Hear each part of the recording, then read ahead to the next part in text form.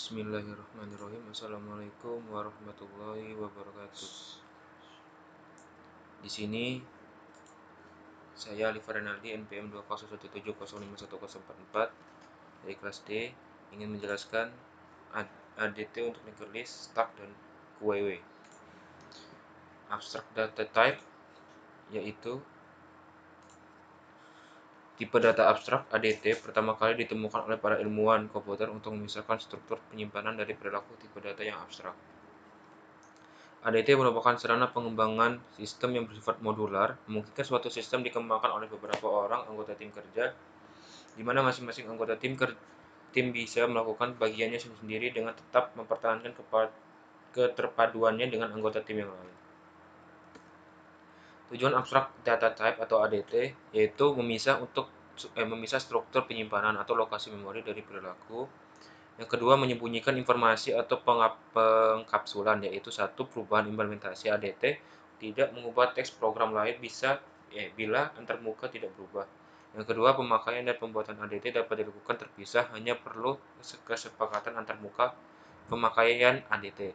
Terus yang ketiga adalah merupakan sarana pemrograman modular dan menjadi landasan pembentukan tim pemrograman.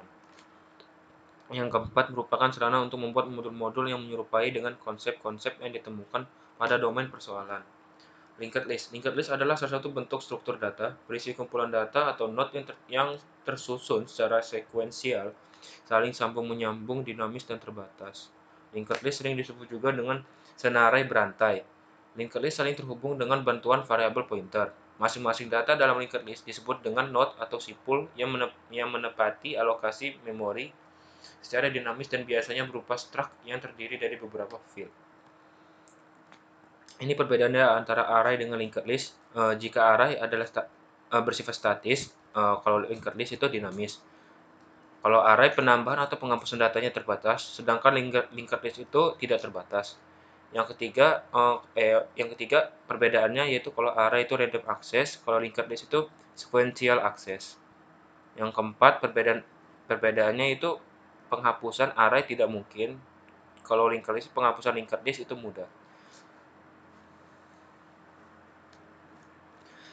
Single artinya field pointernya hanya satu buah saja dan satu arah serta pada akhir node pointernya menunjukkan 0.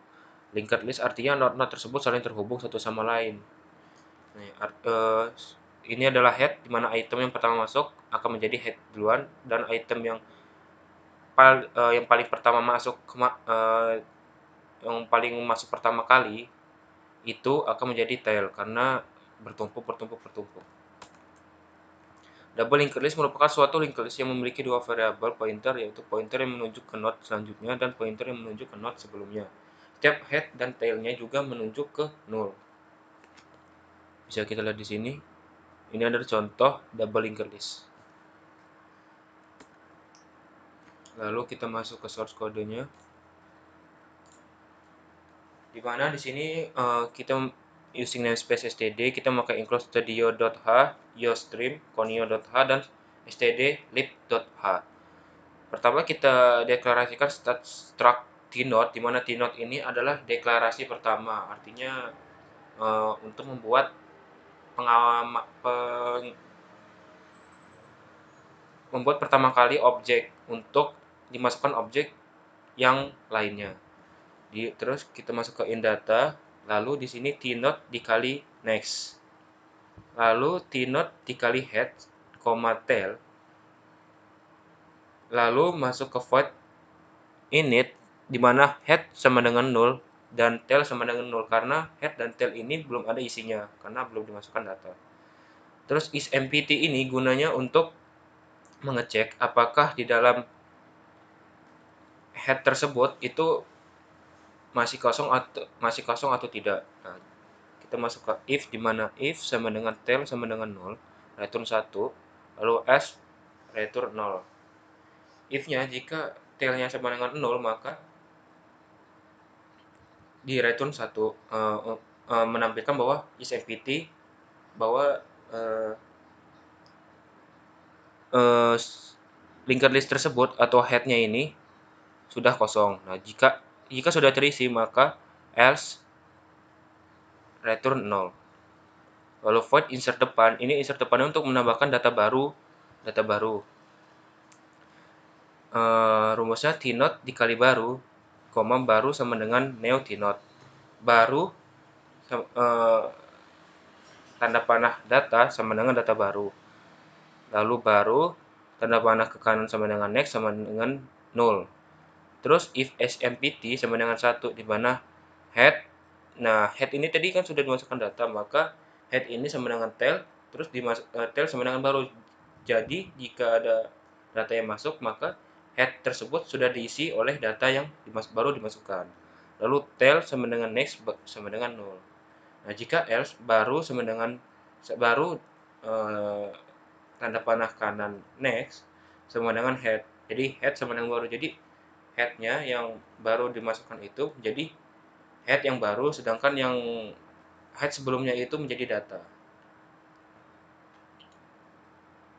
Lalu di sini void tampil di mana t0 sama dengan bantu sama dengan head. Terus if is empty sama dengan 0. Lalu kita memakai perulangan di sini while bantu sama dengan 0. Cout-nya bantu tanda panah kanan data, lalu bantu sama dengan bantu tanda panah kanan itu next. Else-nya cout jika belum terisi maka akan keluar cout masih kosong. Ini adalah salah satu contoh dari linked list insert depan. Lalu kita melanjutkan materinya. Lalu stack atau tumpukan dalam bahasa kita adalah pengumpulan sebuah data, lalu menaruh data tersebut ke dalam data-data lain yang sudah ditata sebelumnya. Jadi metode peletakan beberapa data di atas data-data lain itulah yang disebut dengan stack. Dalam pengertian pemrograman, stack atau tumpukan adalah kumpulan elemen yang hanya dapat ditambah atau dihapus dari satu ujung gerbang yang sama. Hal ini menunjukkan bahwa seolah-olah suatu elemen diletakkan di atas elemen yang lain. Stack mempunyai sifat LIFO atau last in first out. Jadi siapa yang masuk pertama kali maka akan keluar terakhir juga. Yang berarti bahwa elemen yang terakhir masuk akan pertama keluar. Lalu operasi-operasi stack itu push, yaitu operasi memasukkan elemen ke dalam suatu stack. Jika stack direpresentasikan dengan menggunakan array, maka elemen array yang dimasukkan tidak boleh melebihi ukuran stack. Operasi push dapat dilakukan jika stack belum mencapai max. Lalu pop di sini di mana operasi mengambil atau menghapus elemen paling puncak dari stack. Setiap kali operasi pop dilakukan, maka posisi top akan berkurang 1. Operasi pop dapat dilakukan jika stack tidak kosong. Yang ketiga adalah is full, di mana operasi yang digunakan untuk mengecek apakah stack penuh atau tidak. Lalu is empty, di mana operasi yang akan digunakan untuk mengecek apakah stack kosong atau tidak. Lalu clear, operasi yang akan digunakan untuk mengosongkan stack. Di sini adalah ada contoh stack di mana kita ada data 7, lalu kita push data 3, maka data 7-nya akan ke atas dan data yang kita barusan masuk itu akan di bawah. Lalu jika kita menggunakan fungsi pop, maka data ketiga ini bawah ini akan diambil oleh program dan data 11 akan menuju ke bawah. Ya, jika kita lalu kita push lagi data 11.3 ini ke 3, maka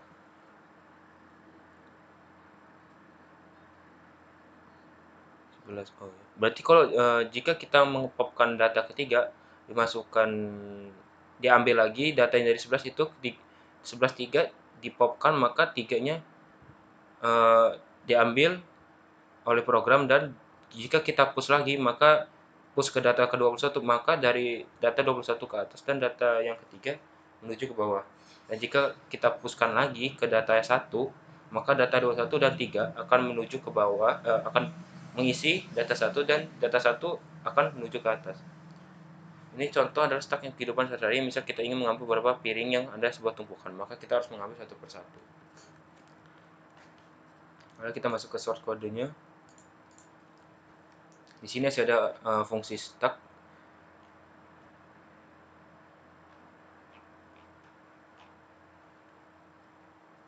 di mana kita memakai include iostream, include conio.h, dan define max 10. Define max 10 ini gunanya untuk mempermudah dalam menambah data, untuk mempermudah kita dalam menggunakan stack. Using namespace std lalu in top min 1 stack max. Lalu kita isi bool is full if jika top max min 1 maka return-nya true, dan jika else maka return false. Jika else ini artinya jika top sama dengan max-nya itu bukan min 1. Lalu bool is empty. Nah, di sini empty ini untuk mengecek apakah stack ini dalam keadaan kosong atau tidak. Jadi kalau bool is full itu untuk mengecek apakah di dalam stack itu sudah terisi penuh atau mencapai batas datanya atau tidak. Lalu di sini if top sama dengan min 1 maka return true, dan else-nya return false.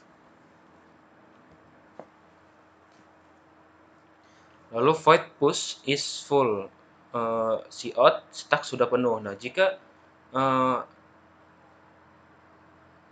program jika di dalam stack itu datanya sudah penuh, maka akan keluar perintah stack sudah penuh. Nah, lalu jika belum penuh maka keluar else top yang awal ada di posisi indeks min 1 menjadi di indeks 0. Jadi cout masukkan data, lalu in masukkan stack atau top,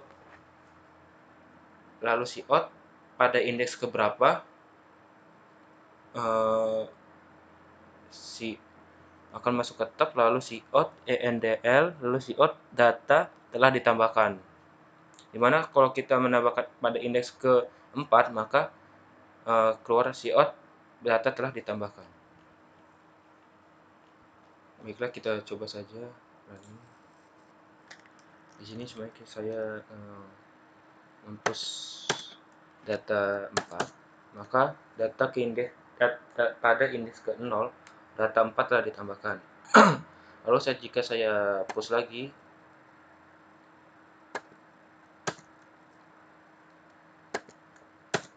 nah pada indeks ke-1 data 2 telah ditambahkan. Nah, jika saya memilih program pop,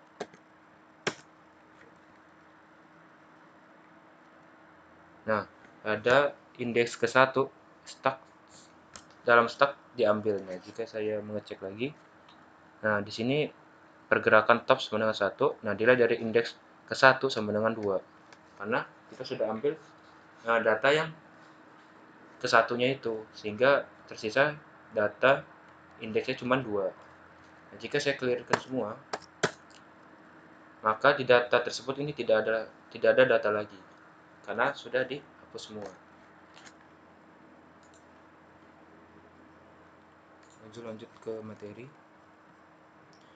Query pada struktur data atau antrian adalah sekumpulan data yang mana penambahan elemen hanya bisa dilakukan pada suatu ujung, disebut dengan sisi belakang atau read, dan penghapusan pengambilan elemen dilakukan lewat ujung lain, disebut dengan sisi depan atau front. Pada stack atau tumpukan menggunakan prinsip masuk terakhir keluar pertama atau LIFO, last in first out.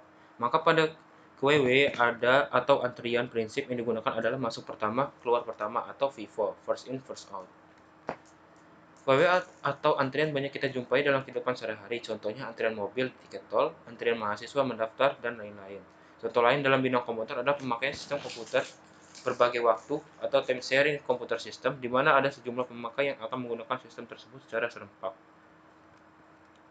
Karakteristik QW atau antrian itu: 1. Elemen antrian, 2. Front, elemen terdepan antrian, yang ketiga adalah tail, elemen terakhir, yang keempat adalah jumlah elemen pada antrian, yang kelima adalah status antrian.